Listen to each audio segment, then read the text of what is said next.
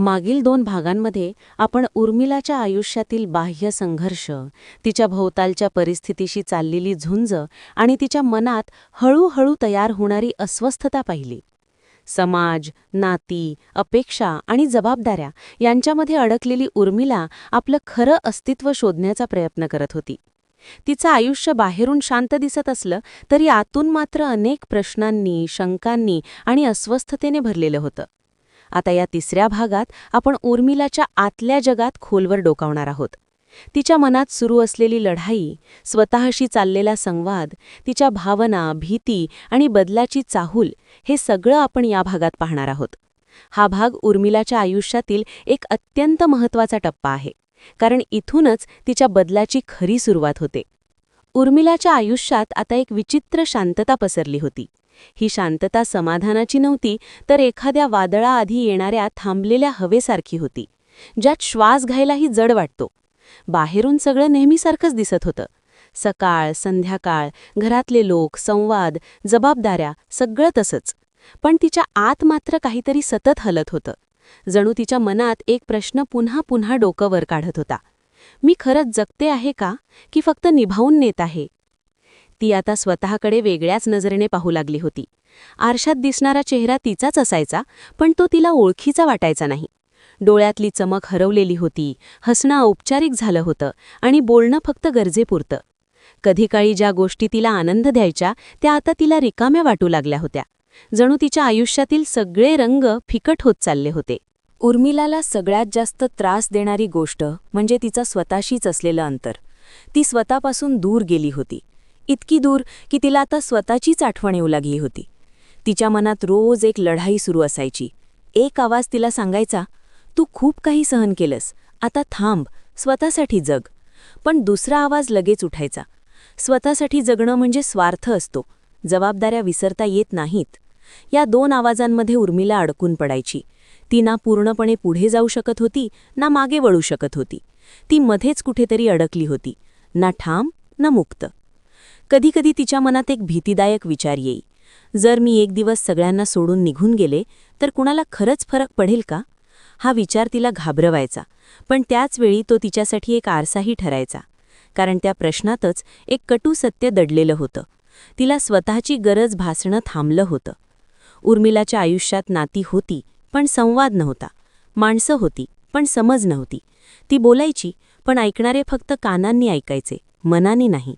तिला कधीकधी मुद्दाम शांत राहावंसं वाटायचं, कारण तिला माहिती होतं तिचं बोलणं कुणालाच ऐकायचं नव्हतं, फक्त उत्तर द्यायचं होतं.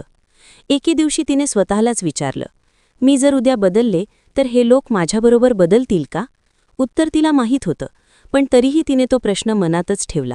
कारण काही प्रश्नांची उत्तरं माहीत असूनही ती स्वीकारणं खूप कठीण असतं. तिला आठवणी खूप छळायच्या, विशेषतः त्या ज्या तिने गाडून टाकल्या होत्या. ती ज्या गोष्टी विसरायचा प्रयत्न करत होती त्या तिला रात्री आठवत. झोप लागायच्या आधी तिच्या मनात एक चित्रपट सुरू व्हायचा. काही क्षण, काही शब्द, काही चेहरे. ती स्वतःला सांगायची, हे सगळं जुनं आहे, संपलेलं आहे. पण मनाला काळ माहीत नसतो. मनासाठी सगळं वर्तमानातच घडत असतं. या टप्प्यावर उर्मिला पहिल्यांदाच स्वतःला खरे प्रश्न विचारू लागली होती. मी कुठे चुकले? मी काय गमावलं? मी काय बनायचं स्वप्न पाहिलं होतं? हे प्रश्न सोपे नव्हते, पण हे प्रश्न आवश्यक होते. कारण प्रश्न विचारणं म्हणजे बदलाची पहिली पायरी असते. ती आता पळत नव्हती, ती थांबली होती. आणि थांबणं कधीकधी सगळ्यात धाडसी कृती असते. तिला लहानपण आठवत होतं. तेव्हा ती किती उत्साही होती.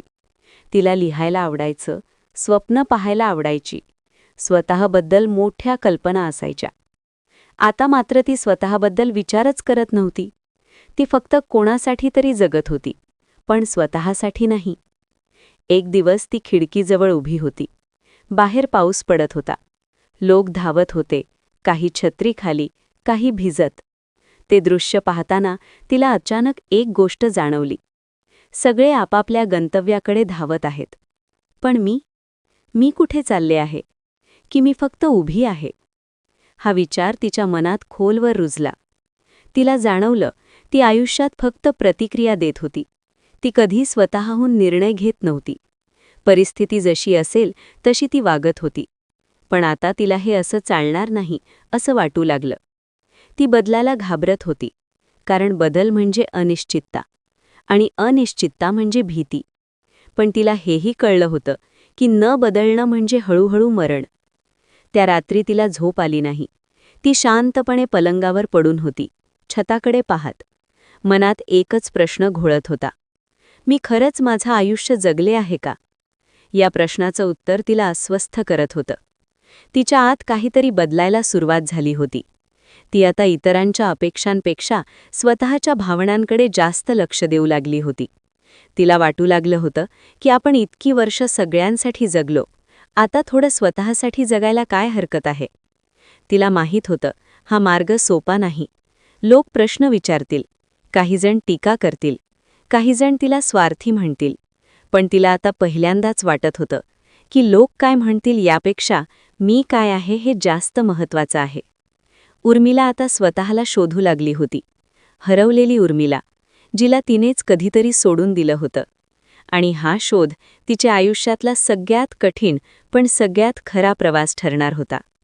या भागात आपण पाहिलं की उर्मिलाच्या आयुष्यात बाहेरून शांतता असली तरी तिच्या आत एक मोठं वादळ सुरू आहे.